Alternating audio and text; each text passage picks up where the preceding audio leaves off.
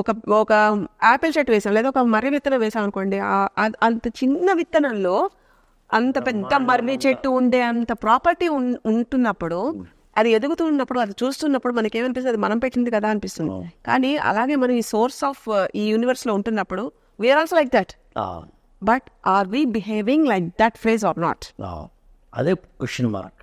కానీ అవి ఇవన్నీ కాన్షియస్ లోనే వర్క్ అవుతాయి కదండి. చాలా మందికి ఇవన్నీ అబ్స్ట్రాక్ట్స్ అనుకుంటారు. బట్ సాధనాలంటే ఏదో నువ్వు రోజు మొత్తం యోగా చేయని చెప్పట్లేదే. నువ్వు రోజులో ఉద్యోగం ఎలా చేస్తున్నావు, కానీ ఉద్యోగమే జీవితంగా మార్చుకుంటున్నావు, అది తప్పు.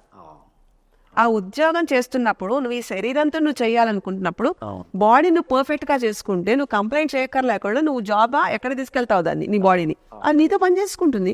మనం చేస్తున్న పని మీద కనుక పూర్తిగా ఏకాగ్రత పెడితే అదే ధ్యానం కదండి. అల్లసాని పెద్దన మను చరిత్రలో ఎందే డందముఖం దళించు రైతో ఏకాగ్రత అంటూ కుంభగత ప్రదీపకళిక శ్రీదోపనలు పదం వాడతాం.